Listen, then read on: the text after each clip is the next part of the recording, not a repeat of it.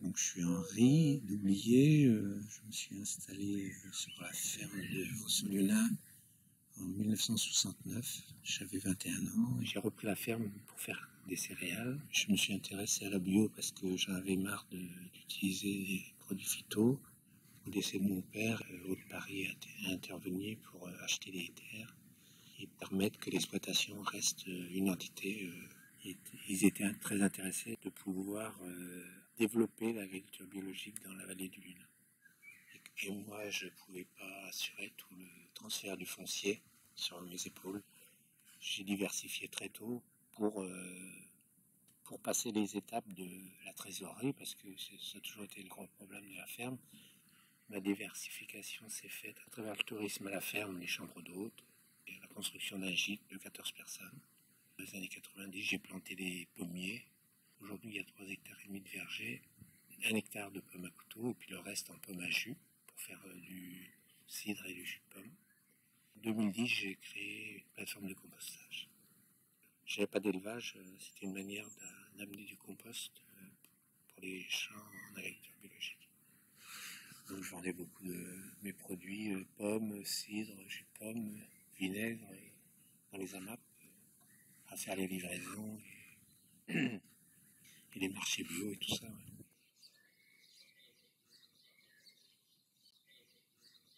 Alors la succession, je me suis posé la question pas mal après 50 ans. Le temps passait et puis moi, il fallait que j'arrête parce que je fatiguais trop. J'ai décidé de céder ma ferme à ma fille.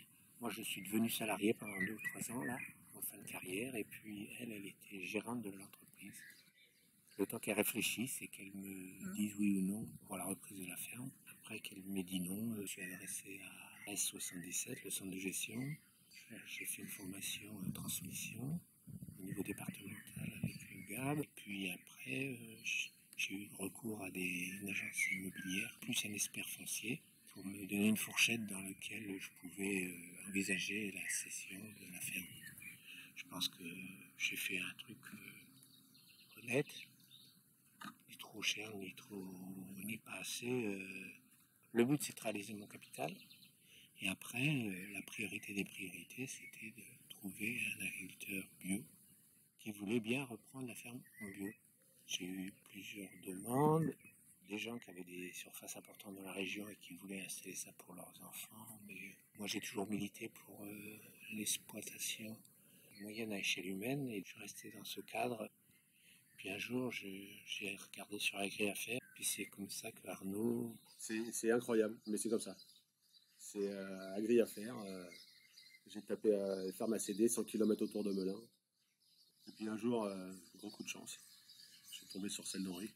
Je viens de Melun, je suis de la région sud Seine-et-Marne. J'ai pas tellement bougé avec ma femme, on est tous les deux de Seine-et-Marne. J'ai pas fait d'études agricoles, j'ai repris les études plus tard pour avoir ce qu'ils appellent le niveau bac pour pouvoir prétendre aux aides à l'installation. C'est des études dans les chevaux. Donc rien à voir, j'ai travaillé 5 ans dans les chevaux avant de travailler dans des fermes. Stagiaire, salarié, puis au fur et à mesure que les années avançaient, j'ai gravi les échelons pour devenir chef de culture avant d'arriver ici, quoi.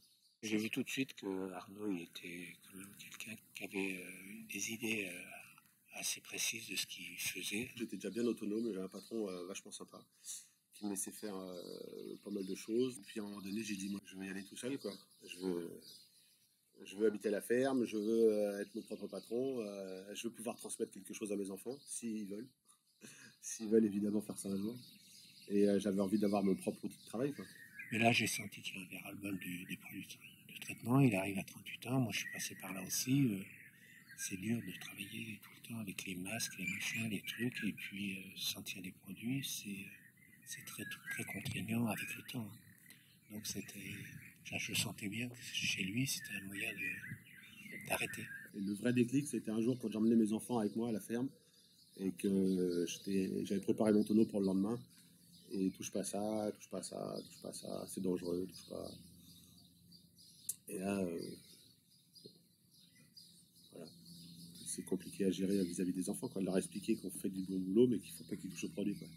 Quand j'ai annoncé les chiffres, on n'a même pas discuté, il n'y a pas eu de discussion à tirer vers le bas, vers le haut. Moi, j'avais calé mon prix et On est resté là et ça s'est bien passé. Comme il n'y en a qu'une, il a fixé le prix et on a dit oui. Bah, on ne sait pas ce qui se passe derrière. Il n'y a que Henri qui savait s'il y avait du monde ou pas. Nous, on ne sait pas. Hein. J'avais un autre groupe de jeunes qui étaient très intéressés par la ferme, qui n'avaient pas trop de connaissances en bio. Que Arnaud, il avait déjà fait une démarche sur l'ancienne ferme de son patron. On y réfléchissait déjà avec mon ancien employeur au bio, mais c'était vraiment une grosse structure avec beaucoup de kilomètres entre chaque site. C'était compliqué à mettre en œuvre. Et Arnaud, il avait des biens pour faire face au problème du bâtiment. J'étais propriétaire d'une autre ferme qui était louée, que j'ai jamais pu reprendre parce que le locataire ne voulait pas partir. Donc je l'ai vendue pour financer ce projet. Donc il y avait des atouts quand même plus favorables pour réaliser l'affaire avec Arnaud. Alors on a eu le coup de cœur pour celle-là parce que les bâtiments sont beaux, parce qu'il y a une transformation, il y avait beaucoup d'activités. Mais si on n'avait pas eu le coup de cœur, on ne se serait pas installé. Parce que et après le temps passe et on ne s'endette pas à ce point-là à partir de 45-50 ans parce que ça nous emmène trop loin. On a été vraiment sensible à la ferme parce que ça nous permettait d'avoir chacun nos activités distinctes. La grande culture, je cherchais. Le verger, j'étais pas du tout arbo, je ne connaissais pas. Et la transformation, l'idée de produire, de transformer et de vendre m'intéressait beaucoup. Ma femme, elle aime bien ça, faire les marchés de temps en temps, elle aime bien. Le contact avec la clientèle, elle aime bien sortir de la ferme. Et le gîte, ma femme qui a travaillé dans le tourisme, elle y a été assez sensible. J'ai démarré tout seul, après j'ai eu des stagiaires. Très vite, j'ai fait le choix d'avoir un salarié à plein temps. Mon salarié, c'est quelqu'un d'assez très timide. Et moi, comme j'étais timide, on s'est toujours bien entendu, mais que je ne savais pas si ça allait marcher au niveau relations humaines avec Arnaud. Et puis j'ai vu tout de suite que ça accrochait, donc à partir de là, Arnaud, il a presque tout demandé à Philippe. Il va m'accompagner jusqu'au mois d'avril, l'année prochaine, jusqu'à son départ à retraite, donc ça fera 1 an et demi. Heureusement qu'il était là pour me dire comment sont les terres ici, parce que je ne connaissais pas le secteur du tout. Quand on commence à faire des désherbages mécaniques, c'est assez impressionnant quand on vient du conventionnel. C'est-à-dire qu'une fois qu'on a passé la bineuse et les recetteries, on se fait oula. Et en fait, tu te dis que c'est pas grave, faut pas regarder derrière. Et effectivement, une semaine après, 10 jours, on ne voit plus rien. Donc ça a été une aide précieuse, très précieuse.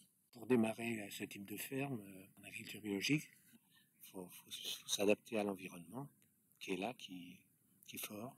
Le changement climatique, ça devient un gros problème et ça fait partie du métier. On avait une belle floraison, patatrac, 3 jours de gel. En pomme à couteau, on a 100% de gelée. Et en pomme à jus, on doit avoisiner 95. Il faut continuer parce que ça fait partie intégrante de la ferme. Ça représente quand même 25% du chiffre d'affaires de l'exploitation. Mais je voulais développer plus, mais en fait, on va replanter 3 hectares et on va voir ce qui se passe. Ma femme est salariée de l'exploitation. Moi, je ne me tire pas de salaire, encore. Ou vraiment très peu. C'est le gîte qui nous fait vivre. On a la plateforme aussi de déchets verts. Je collecte et je valorise des déchets verts des collectivités et des artisans. Je les composte et je les valorise ou bien dans mes champs en tant qu'engrais, ou bien je les vends aux agriculteurs voisins. Pour l'instant, on est à 3000 tonnes annuelles de déchets verts, de collecte. J'aimerais bien passer à 6. Développer l'activité cidricole, un gîte supplémentaire, une salle de réception. Dans cette vie, j'ai fait ma part au niveau boulot, j'ai beaucoup donné. Donc aujourd'hui, je lâche et puis j'essaie de profiter un peu, de faire des choses que je n'ai pas eu le temps de faire au cours de ma vie parce que en juillet-août, c'était le gros du boulot et c'était pas le moment d'aller faire de la voile ou faire autre chose. C'est quelque chose qu'on a fait en famille. Avant, donc je partais le matin, je rentrais le soir. Là, on vit en permanence avec ma femme et mes enfants. C'est vraiment la vie dont moi j'ai rêvé, et je pense ma femme aussi, puisqu'on est en famille, on profite vraiment, vraiment à fond de la famille. Où est-ce qu'il va aller le bateau On va aller à Belle-Île et puis on va s'éclater entre la mer et le soleil. Puis après, c'est l'histoire qui dira où on ira.